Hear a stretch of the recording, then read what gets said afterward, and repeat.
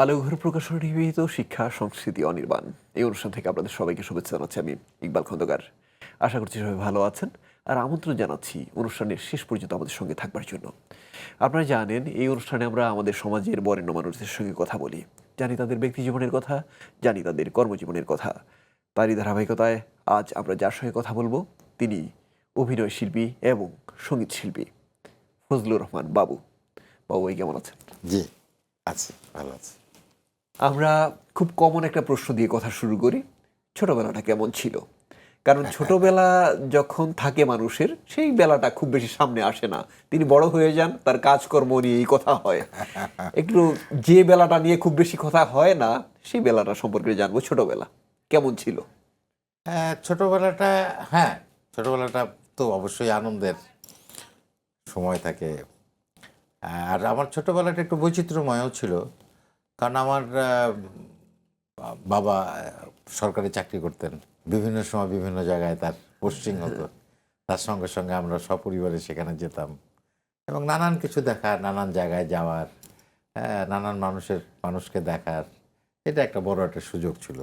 যেমন আমার খুব শৈশবের একেবারে মানে আমার স্মৃতিতে যেগুলো আছে, যেখান থেকে শুরু আমার স্মৃতি বলা যায়, তো সেই সময়টা আমরা দীর্ঘদিন খুলনায় ছিলাম, খুলনা শহরে। সেখানকার অনেক স্মৃতি আছে আমার মধ্যে। সেখানকার স্কুলে পড়েছি, আমার স্কুল শুরু হয়েছে সেখানে।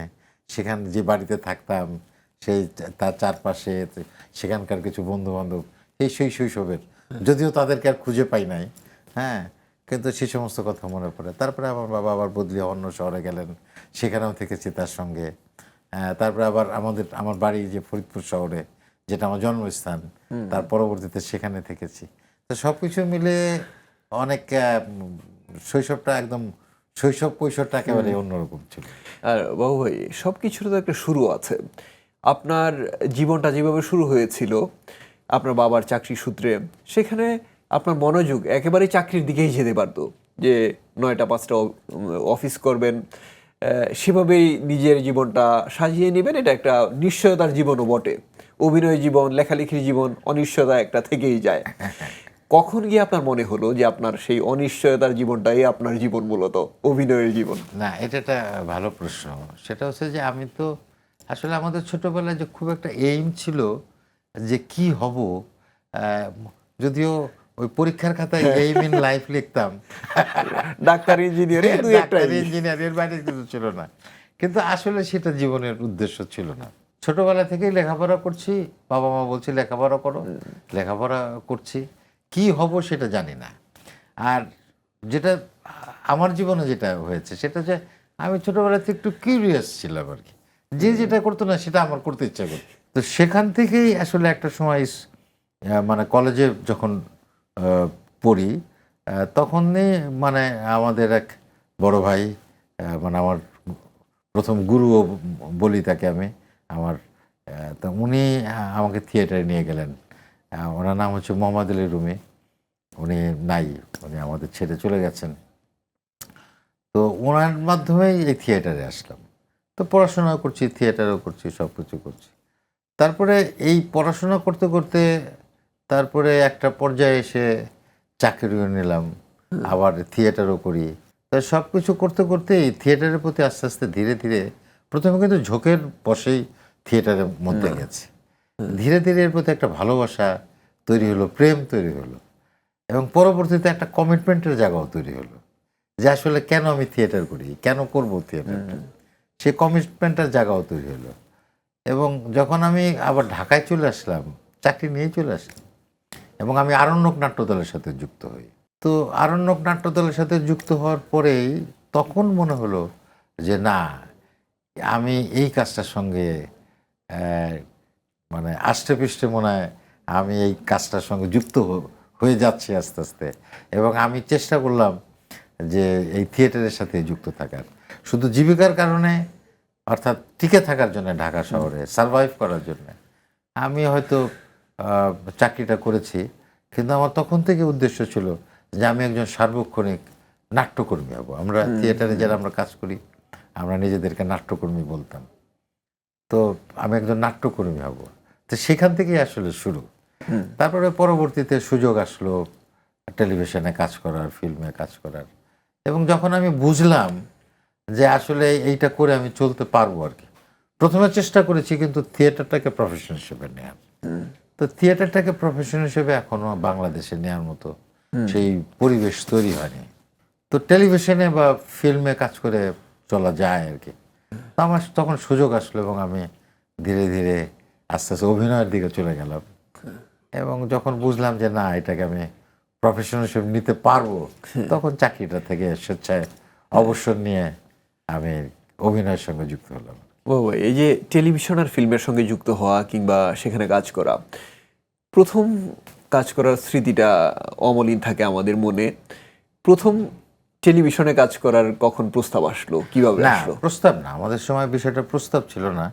এটা ছিল হচ্ছে যে আমি যদি মনে করি যে আমি টেলিভিশনে অভিনয় করব, তা আমাদের সময় যেটা ছিল যে আমি যেই দলে কাজ করি তাদের একটা অনুমতি নিতে হতো, দলের অনুমতি নিতে হতো। তা দল থেকে যখন অনুমতি পেলাম, আমাদের পরীক্ষা দিতে হয়েছে। যেমন আমি বাংলাদেশ টেলিভিশনে পরীক্ষা দিয়েছি। প্রথমে ভাইবা পরীক্ষা হয়, তারপরে পরবর্তীতে ওই পরীক্ষা পাশ করলে তারপরে ক্যামেরার সামনে পরীক্ষা দিতে হয়। এবং এই দুইটা পরীক্ষা উত্তীর্ণ হওয়ার পরে একজন আর্টিস্ট তালিকাভুক্ত হয় টেলিভিশন। এই তালিকাভুক্ত হওয়ার পরে একজন প্রডিউসার মনে করতে পারে যে হ্যাঁ, এই ছেলেটি তালিকাভুক্ত হয়েছে, তাকে ডাকা যেতে পারে আর কি। এরকম হাজার হাজার তালিকাভুক্ত ছিল। টেলিভিশনের প্রডিউসার যারা ছিলেন ওই সময়ে, তখন তারা প্রায় প্রত্যেকেই মহিলা সমিতিতে এসে তারা নিয়মিত থিয়েটার দেখতেন। তো যেহেতু তারা নাটক দেখতেন আর যারা রেগুলার মঞ্চে কাজ করতো তাদের অনেকেই তারা চিনতেন। হ্যাঁ, ওই জায়গা থেকে কিন্তু আমাদের পরিচিতিটা আসে, ওইভাবেই আসলে শুরু। তো আমার শুরুটা হয়েছিল ওই এরকমই একজন প্রডিউসার, যিনি পরবর্তীতে টেলিভিশনের ডিজিও হয়েছিলেন, কাজী আবু জাফর সিদ্দিকী। উনি আমাকে প্রথম টেলিভিশনে বলে যে ঠিক আছে তুমি আসো। তখন আমি ওই অডিশন দিতে গিয়েছিলাম, তো উনি আমাকে দেখে পছন্দ করলেন। তো ওনার নাটক দিয়ে শুরু করেছিলাম। এইটা ছিল কাজী নজরুল ইসলামের একটা নাটক, ওনার উপন্যাস থেকে নেয়া, মৃত্যু ক্ষুধা। ওটা নাট্যরূপ দিয়েছিলেন কাজী আবু জাফর সিদ্দিকী। আমরা মঞ্চ, টেলিভিশন এই পর্যন্ত ছিলাম, কিন্তু আপনার কাজের অনেক বড় একটা জায়গা, শুধু আপনার কাজের না, যে কোনো অভিনয় শিল্পীর জন্য, এমনকি সঙ্গীত শিল্পীর জন্য বড় জায়গা হচ্ছে চলচ্চিত্র। সেই চলচ্চিত্রের প্রস্তাব তো কোনো না কোনোভাবে এসেছিল, যে নাটকের কথা যেটা বললেন, কিছু ধাপ পার হয়ে এখানে আপনি গেছেন, আলাদা করে প্রস্তাবের বিষয় না, কিন্তু চলচ্চিত্রে অবশ্যই প্রস্তাবের বিষয় থাকে। সেটা প্রথম চলচ্চিত্রে প্রস্তাবের বিষয় থাকে। কিন্তু আমার চলচ্চিত্রটা শুরু হয়েছিল আব্দুল আল মামুন প্রয়াত আমাদের। তো আব্দুল আল মামুন ভাই আমাকে প্রথম তার চলচ্চিত্র, এটা 2000 সালের দিকে, বিহঙ্গ, এটা একটা মোটিভেশনাল ফিল্ম ছিল। এটা মূলত ওই যে পক্ষাঘাতগ্রস্তদের জন্য যে একটা ওই যে প্রতিষ্ঠান আছে সাভারে, সিআরপি, ওনাদের একটা ফিল্ম আর কি। তো সেই ফিল্মে আমার প্রথম অভিনয়ের সুযোগ আসে। তো ওই ফিল্মে অভিনয় করতে গিয়ে আমার কাছে আমি ফিল্ম করছি নাকি টেলিভিশনে নাটক করছি এটা আমি বুঝতে পারি নাই, কারণ আমার কো আর্টিস্ট ছিলেন ফেরদৌসী মজুমদার। আমার অনেক সৌভাগ্য যে হ্যাঁ, আপনি অফিস স্ক্রিনে একবার বলতেছিলেন যে যে আপনি তো অনেক বয়স্ক ক্যারেক্টার করেন। তো 2000 সালে আমি ফেরদৌসী মজুমদারের সঙ্গে তার বিপরীত অভিনয় করেছি। হ্যাঁ, এটা আমার জন্য চ্যালেঞ্জ আর কি, আমি এনজয় করতাম আর কি। হ্যাঁ, আজকে থেকে কত বছর আগে, 26 বছর আগে। তো সেটা থেকে শুরু আর কি। আর আমি কিন্তু, আপনি যে কথা বললেন যে চলচ্চিত্রে অফার আসে, তো যারা এই ধরনের অফার দেয়া, যাদের উদ্দেশ্যে আপনি বললেন, তাদের চলচ্চিত্র কিন্তু আমি প্রথমে শুরু করিনি।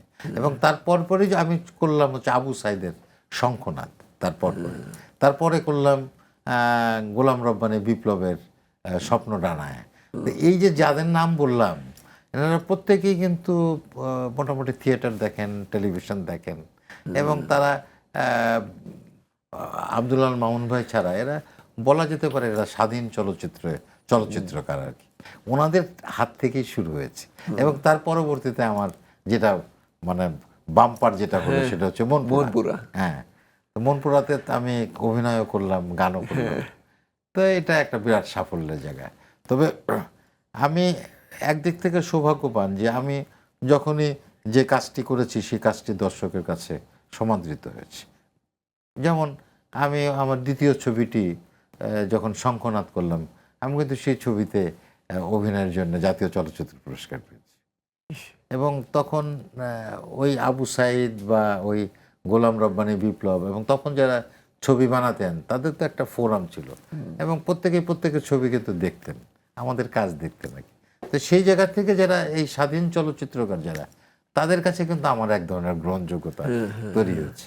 এবং এখানে আরেকটা কথা বলা দরকার, 1999 সালের দিকে যখন ইটিভি আসলো টেরিস্টোরিয়াল, তো এইখানে এক ধরনের নতুন ধরনের নাটকের এক্সপেরিমেন্ট হওয়া শুরু হলো। যে নাটকগুলো করতো তখনকার সময়, যেমন এই গিয়াসউদ্দিন সেলিম বা অনিমেষ আইচ বা মেজবাউর রহমান সুমন, হ্যাঁ এরা কিন্তু করতো। ওইখান থেকে কিন্তু একটা ফিল্মের প্র্যাকটিস শুরু হয়েছে। হ্যাঁ, আমরাও ওই নাটকগুলো করতাম একটা ফিল্মের ইয়ে নিয়ে, এক ধরনের টেস্ট নিয়ে আর কি, গল্প টল্প সব কিছু মিলিয়ে। তো সেই জায়গা থেকে আমরা একটা দর্শকও পেয়েছি যে আসলে আজকের দিনে যে দেখবেন যে অন্য ধরনের একটা দর্শক তৈরি হচ্ছে। এই দর্শক কিন্তু আসলে নাটক দেখে দেখেই এই দর্শক কিন্তু তৈরি হয়েছে। আমরাও কিন্তু ওই নাটকগুলো করতে করতে এক ধরনের চলচ্চিত্রে অভিনয় করার এক ধরনের প্র্যাকটিস হয়েছে। এবং এখন যারা ভালো চলচ্চিত্র করছে, যে আমি মেজবাউর রহমান সুমনের কথা বললাম, আমি গিয়াসউদ্দিন সেলিমের কথা বললাম, অনিমেষ আইচের কথা বললাম, এরা প্রত্যেকে কিন্তু এই নাটকের থেকেই আসা মানুষ। আপনার উল্লেখযোগ্য চলচ্চিত্রের কথা বলতে গেলে যে চলচ্চিত্রগুলোর নাম আসে এর মধ্যে অজ্ঞাতনামা একটা। অজ্ঞাতনামা অবশ্যই। তো অজ্ঞাতনামা চলচ্চিত্রের সঙ্গে যুক্ত হওয়ার পেছনে কোনো গল্প আছে কিনা? হ্যাঁ, অজ্ঞাতনামা চলচ্চিত্রের সঙ্গে যুক্ত একটা তৌকিরের ছবি। তৌকিরের সাথে তো আমার সম্পর্ক একেবারেই থিয়েটারের জায়গা থেকে। তার প্রতিটি ফিল্মেই আমাকে নেয়ার চেষ্টা করেছে, আমিও যথাসম্ভব করার চেষ্টা করেছি। তো ওই স্ক্রিপ্ট লেখার পরেই আসলে তৌকির আমাকে এই অফারটা দিয়েছে যে এরকম একটা চরিত্র, আমি যেই চরিত্রটি আপনি করবেন। এবং তখন থেকেই আমার মাথার মধ্যে এটা ছবি শুটে যাওয়ার প্রায় 6 মাস আগের ঘটনা। সে আমাকে গল্পটি বলেছে, স্ক্রিপ্টটা পেয়েছি আমি মাসখানেক পরে। তো তখন থেকে আমার ভেতরে ভেতরে ওই চরিত্রটিকে আমি লালন করা শুরু করি আর কি। এবং আপনারা তো পরবর্তী জানেন অসাধারণ চলচ্চিত্র হয়েছে একদম। আর যে মানুষটি মনপুরা বানিয়েছিলেন তিনি বানালেন স্বপ্নজাল। সেখানে আপনাকে পুরো চলচ্চিত্র দাপিয়ে বেড়াতে দেখেছে এবং আপনাকে যখন ধরে নিয়ে যায় পুলিশ, তখন আপনি ভিজ চিহ্ন দেখালেন এবং পড়ে গেলেন। এই যে এই চরিত্রগুলোর জন্য তো একটা প্রস্তুতি থাকে, কারণ মনপুরায় আপনাকে দিয়ে যা করানো হয়েছে ঠিক উল্টো চরিত্র আপনার। সেখানে একজন বাবা আর এখানে আপনি একেবারে অসৎ একজন মানুষ। এখানে কেমন প্রস্তুতি নিতে হয়েছে? বা প্রতিটি চলচ্চিত্রের জন্য আসলে একটা প্রস্তুতি লাগে, প্রত্যেকটা চলচ্চিত্রে। এবং সবচেয়ে মজার ব্যাপার হচ্ছে যে আমি যখন স্বপ্নজাল করি আর এই অজ্ঞাতনামা কিন্তু খুব কাছাকাছি সময়, এবং সম্ভবত একই বছরে মুক্তি পেয়েছিল, হ্যাঁ, বা কাছাকাছি সময় মুক্তি পেয়েছিল। আসলে ওই প্রিপারেশনটা হচ্ছে যে আমরা তো একটা টেক্সট পাই, যে একটা স্ক্রিপ্ট থাকে, চিত্রনাট্য থাকে, তারপর থেকে ধীরে ধীরে আসলে চরিত্রটি ওই যে বললাম যে ওই চরিত্রটিকে লালন করতে হয় আর কি, ভেতরে ধারণ করতে হয়। তো সেখান থেকেই আসলে তৈরি হয় আসলে ক্যারেক্টারটা। আর অভিনয় তো ধরেন যে এক ধরনের স্কিল। তো আমরা দীর্ঘদিন ধরে অনুশীলনের ভেতর দিয়ে, চর্চার ভেতর দিয়ে তো একটা সেই স্কিলটা আমাদের হয়। এবং তার পরবর্তীতে যেটা লাগে আসলে চরিত্রটির ভেতরের মানুষটাকে, যে চরিত্রটাকে আমি অভিনয় করব, সেই ভেতরের জায়গাটিকে, আত্মাটাকে, সেটাকে বের করা আর কি, হ্যাঁ, সেটাকে এক্সপ্লোর করতে। তো সেইটা যদি আমরা ঠিকঠাক মতো করতে পারি, সেটা যদি ভেতর থেকে বের করতে পারি, তাহলে চরিত্রটা খুবই বিশ্বাসযোগ্য হয় বা ইন্টারেস্টিং হয়, ভালো লাগে মানুষের কাছে। সেটা কোনো দুঃখী মানুষের চরিত্রই হোক আর সেটা খারাপ মানুষের চরিত্র হোক, সেটা বাস্তব হয়ে ধরা দেয় চরিত্রটা। সেটাই আমাদের কাজ আসলে, একটা অভিনেতার কাজই হচ্ছে ওইটা। তো সেটাই চেষ্টা করে যাই আর কি। ভিন্ন একটা প্রসঙ্গ, আমাদের যারা পৃষ্ঠপোষক আলোকর প্রকাশনা, তারা একটা কাজ করে, সেটা হচ্ছে ঢাকার বাইরে প্রত্যন্ত অঞ্চলে বিশেষ করে যেখানকার ছেলেমেয়েরা খুব সহজে ঢাকায় আসতে পারে না, ঢাকার বইমেলা থেকে বই কিনতে পারে না, তাদের জন্য তারা বইমেলা করে ওইখানকার স্কুলগুলোতে। আচ্ছা, তারা যাতে সহজে বই পায়, এই বিষয়টাকে আপনি কিভাবে দেখেন? অবশ্যই এটা তো খুবই ভালো একটা উদ্যোগ। আমাদের তো এমনিতেই বই পড়ার অভ্যাসটা কমে গেছে অনেক। বই পড়ার চাইতে আমরা অনলাইনে বা হাতে মোবাইল থাকে, হ্যাঁ, স্মার্টফোন থাকে, সেটাতে আমরা নাড়াচাড়া করি, রোল করি। তো বই পড়ার অভ্যাসটা চালু রাখতে হবে। এই যে আজকের দিনে যে তরুণ প্রজন্ম, যে স্কুল কলেজের যারা ছাত্রছাত্রী, তাদেরকে বই পড়ায় উদ্বুদ্ধ করা। এবং আমি আপনার অনুষ্ঠানের মাধ্যমে বলতে চাই যে আলোঘর প্রকাশনা যদি কখনো মনে করে যে আমাদেরকে এই কাজের সঙ্গে যুক্ত করবে, হ্যাঁ, তাহলে আমি আনন্দ চিত্তে এই কাজের সঙ্গে অনেক যুক্ত ধন্যবাদ হতে রাজি আপনাকে, আগাম ধন্যবাদ দিয়ে রাখলাম অবশ্যই। আর বাবু ভাই, আবার আপনার প্রসঙ্গে ফিরে যাই। দুইটা পরিচয় বলছিলাম, সঙ্গীত শিল্পী এবং অভিনয় শিল্পী। একটু আপনার মুখ থেকে শুনবো যে আপনি অভিনয় করবেন, কিন্তু প্লেব্যাকের বিষয়টা একেবারে ভিন্ন। যে চলচ্চিত্রে যারা গান করেন তাদের আলাদা একটা জগৎ থাকে। একজন অভিনয় শিল্পী, তিনি এর আগে হয়তো সেভাবে এতটা পরিচিত ছিলেন না সঙ্গীত শিল্পী হিসেবে, কিন্তু এত বড় একটা কাজের সঙ্গে যুক্ত হয় এবং সেই গানগুলো মুখে মুখে ফেরা গান হয়ে গেছে। একটু জানবো এই প্রস্তাবটা কিভাবে এসেছিল। এটা আমার জন্য অনেক বড় একটা বিষয়। তো প্রথমে আমি বলি যে আমি কিন্তু সঙ্গীত শিল্পী না। সঙ্গীত শিল্পীর শব্দটা আরও ব্যাপক আসলে। সঙ্গীত শিল্পী হচ্ছে, আমাকে আপনি বড় জোর কণ্ঠশিল্পী বলতে পারেন। তো আমরা তো যারা নাটকের সঙ্গে, বিশেষ করে থিয়েটারের সঙ্গে আমরা যারা যুক্ত আছি, এবং আমরা যেভাবে অভিনেতার প্রস্তুতি নিয়েছি অভিনেতা হবার, তো তার মধ্যে গানও একটা বিষয়। বিশেষ করে কণ্ঠের চর্চাটা, এটা আমাদের লাগে আর কি, অভিনয়ের জন্যও লাগে। সেলিমের সাথে অনেক নাটকে অভিনয় করেছি। বলা যেতে পারে যে গিয়াসউদ্দিন সেলিমের ম্যাক্সিমাম নাটকের অভিনেতা কিন্তু আমি।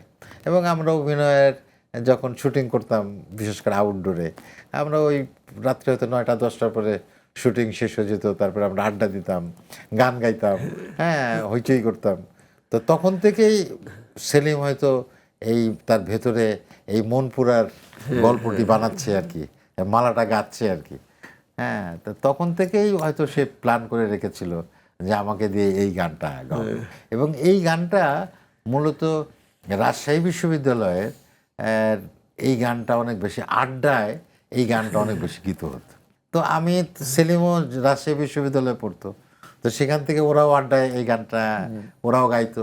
ওদের সেলিমের কাছ থেকেই কিন্তু আমি প্রথমে এই গানটা শুনি। এবং এই গানটা অনেক বেশি পপুলার হওয়ার পেছনে এই গানের যিনি সঙ্গীতায়োজন করেছেন অর্ণব, তার একটা অনেক বড় ভূমিকা আছে। কিন্তু বাবু ভাই, আপনি তো চলচ্চিত্রে গাওয়ার আগেও আড্ডায় অনেকবার গিয়েছেন বলে আমরা সেলিমের কাছ থেকে শুনেছি। তো আমাদেরটা থিয়েটারে গিয়েছি, আমাদেরটাও তো একটা আড্ডা, একটু শুনলে সমস্যা কি? দুইটা লাইন। সেটা দুইটা লাইন শোনা যাবে। নিথুয়া পাথারে নেমেছি বন্ধুরে, ধরো বন্ধু আমার কেহ নাই, ধরো বন্ধু আমার কেহ নাই, তুলো বন্ধু আমার কেহ নাই, চিকন ধুতে খানে পুহরিতে না জানে, না জানি বান্ধিতে কেশ, না পারি বান্ধিতে কেশ, না পারি বান্ধিতে কেশ। এরকম আর কি। মানে এমনিতেই একটা হাহাকার চলে আসে মনে এই গানটা শুনলে, গাইতে গিয়েও। যে একজন অভিনয় শিল্পী যখন গায়ক হিসেবে আত্মপ্রকাশ করেন, সীমিত কিছু গান হয়তো তিনি গান, তারপরে সেই অভিনয়েই থেকে যান। কিন্তু আপনাকে আমরা কিন্তু দেখেছি এরপরে অ্যালবাম বের হতে, এরপর নিয়মিত গান গাইতে, এবং এই প্রজন্মের শিল্পীদের সঙ্গে দ্বৈত শিল্পী পরিচয় যেটা, অর্থাৎ ডুয়েট, সেখানে এই প্রজন্মের বড় বড় শিল্পীদের সঙ্গে আপনাকে গান গাইতে দেখেছি। তো সেটা ছোট কথা নয়, শখের বিষয়টা এতদিন ধরে চলে না। তো গানটাকে অভিনয়ের পাশাপাশি নিয়ে যাওয়ার ক্ষেত্রে শ্রোতাদের যে ভালোবাসা, সেই ভালোবাসাটা তো থাকেই, তবু আর কোনো অনুপ্রেরণা কাজ করে কিনা? না, অবশ্যই ওই অনুপ্রেরণাটা হচ্ছে ওই শ্রোতা, দর্শক শ্রোতারাই আমার অনুপ্রেরণা। কারণ আমি নিজেকে কখনোই, ওই যে বললাম যে আমি গায়ক মনে করি না, আমি মনে করি আমি অভিনেতাই। কিন্তু আমাকে নিয়মিত গান গাইতে হয়।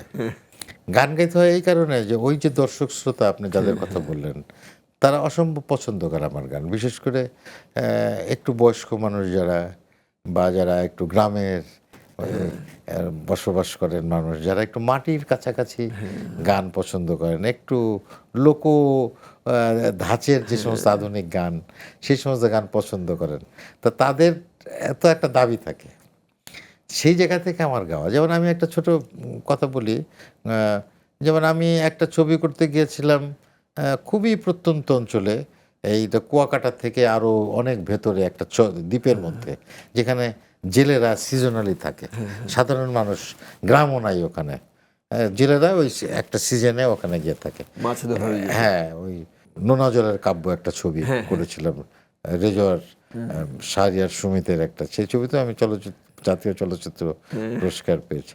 তো সেখানে জেলেরা, ওরা কিন্তু টেলিভিশন দেখার কোনো সুযোগ নাই ওখানে, ওরা সাগরে চলে যায়, নদী মাছ, মানে গভীর সমুদ্রে চলে যায়, 8 দিন 10 দিন 15 দিন থাকে, আবার আসে, আবার মাছ দেখে আবার চলে যায়। তো ওরাও দেখলাম সবাই আমাকে চেনে এবং সবাই আমার গান শোনে, এবং তাদের কাছে ছোট ছোট সেট, স্মার্টফোন না, ছোট ছোট সেট, এবং ওর মধ্যে তারা গান ওই দোকান থেকে ডাউনলোড করে, তো সে গান ওরা ওই সাগরে মাছ ধরে গান শোনে, তো তারা অনেক গানের প্রশংসা করলো। তো তখন আমার কাছে মনে হলো যে হ্যাঁ, এই মানুষগুলোর জন্য তো গান গাওয়াই যায়। আর যে মানুষগুলোর কাছে আমাদের যেতেই হয়, পরিবারের কথা বলছি, পরিবারের সদস্যদের কথা বলছি, কারা কারা আছেন? পরিবারে আমার স্ত্রী আর আমার 2 সন্তান। বাবু ভাই, আমরা তো অনেক কথাই বলতে চেয়েছিলাম, কিন্তু অনুষ্ঠান শেষ, কথা শেষ করতে হচ্ছে। আপনি অনেক অনেক ভালো থাকবেন, চমৎকার সব কাজ আপনার আসবে আমাদের সামনে, সেই প্রত্যাশা আমাদের। ভালো থাকবেন আপনি। আপনারাও ভালো থাকবেন। আপনাদের মাধ্যমে দর্শকরাও বলতে চাই যে আপনারা আমাদের কাজ দেখবেন, বাংলাদেশের চলচ্চিত্র দেখবেন। আপনারা আমাদের সঙ্গে থাকলে আমরা আরও সামনে আরও অনেক দূর যেতে পারবো। দর্শক, এতক্ষণ আমরা কথা শুনছিলাম অভিনয় শিল্পী এবং সঙ্গীত শিল্পী ফজলুর রহমান বাবুর। তিনি বলছিলেন তার ব্যক্তি জীবনের কথা, তিনি বলছিলেন তার কর্মজীবনের কথা। আমরা অনুষ্ঠানের শেষ পর্যায়ে চলে এসেছি। এখন অতিথিকে বই উপহার দেওয়ার মধ্য দিয়ে আমরা বিদায় নেব। এই অনুষ্ঠানটি প্রচার হয় প্রতি রবিবার রাত 8:30টায়, আর প্রচারিত পর্বগুলো দেখা যায় জিটিভির ইউটিউব চ্যানেলে। সবাইকে আবারও শুভেচ্ছা জানাচ্ছি আমি ইকবাল খন্দকার। আল্লাহ হাফেজ।